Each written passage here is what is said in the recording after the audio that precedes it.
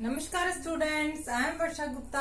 आज हम पढ़ने जा रहे हैं इकोनॉमिक्स के अंदर आपका चैप्टर नंबर 2 कंज्यूमर इक्विलिब्रियम में features of indifference curve. In previous video we already discuss about indifference map and marginal rate of substitution. Today we are going to discuss about features of indifference curve.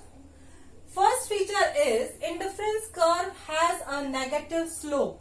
Indifference curve का जो slope होता है वो negative होता है। Negative in the sense कि ये जो कर्व है वो left to right side downward sloping curve होता है। क्या होता है? Left to right side downward sloping curve, नीचे की तरफ ये गिरता हुआ होता है। इसका जो स्लोप होता है वो डाउनवर्ड होता है और इसीलिए इस स्लोप को हम कहते हैं negative slope. In figure we show on X axis good X and on Y axis good Y.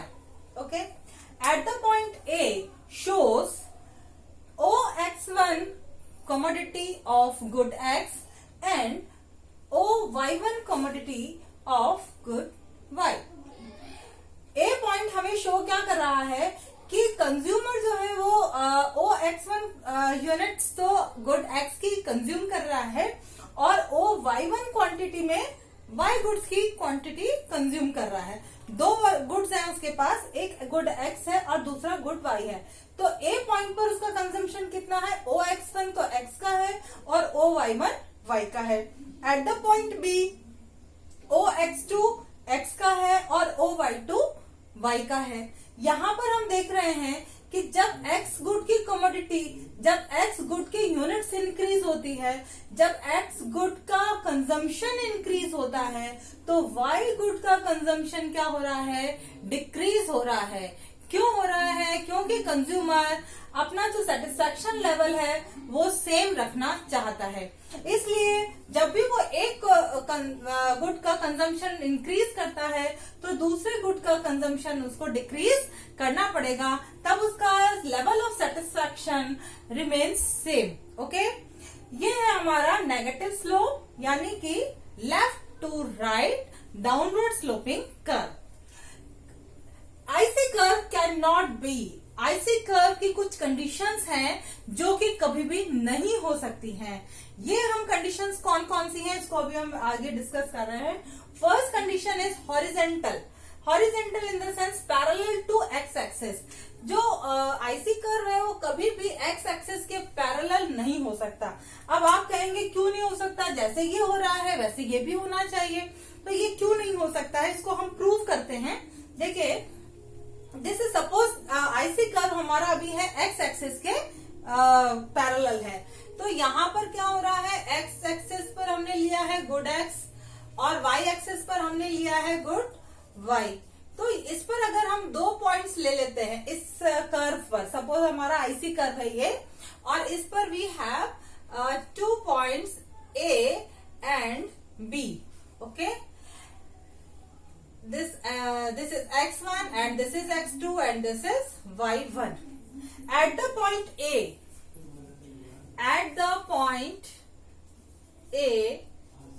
इस पॉइंट पर इसका कंजम्पशन कंज्यूमर का कितना है? ए पॉइंट पर OX1 तो है वो x का और OY1 किसका है?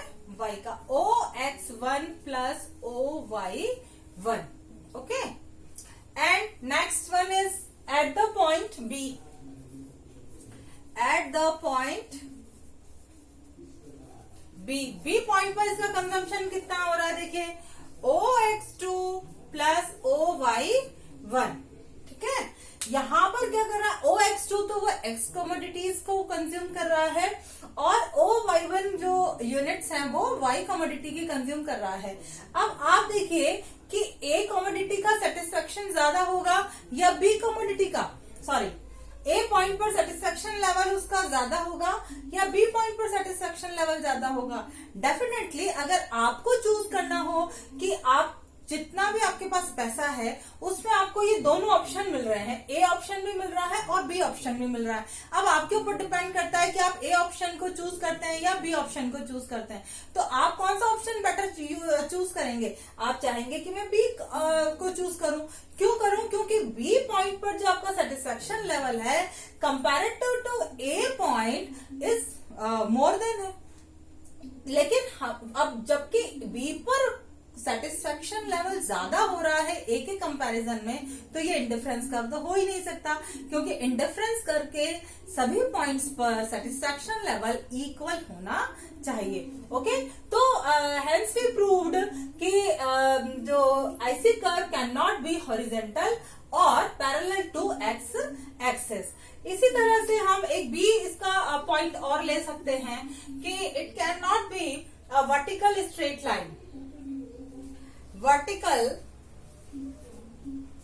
straight line, that means कि it is not parallel to y axis। ठीक है, तो ये पैरेलल टू y एक्सिस क्यों नहीं हो सकता?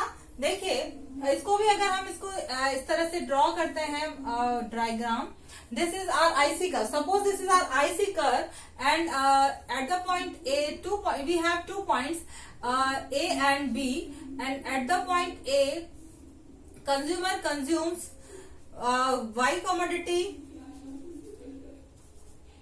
and this side is good Y, okay, X and O, and this is Y. This is X. Okay, so at the point A, first we show at the point A shows OX1 X quantity and OY1 Y commodity. At the point B, OX1 units of X commodity and OY1 units of Y commodity. तो कौन सा जो point है, ए point more satisfaction को shows कर रहा है comparative to be, है ना। तो इसलिए ये कंडीशन भी नहीं हो सकती, क्योंकि कंज्यूमर का ए पॉइंट पर, इसको मैं शो करती हूँ, हाँ, ए पॉइंट पर सेटिस्फेक्शन लेवल ज्यादा है बी पॉइंट के।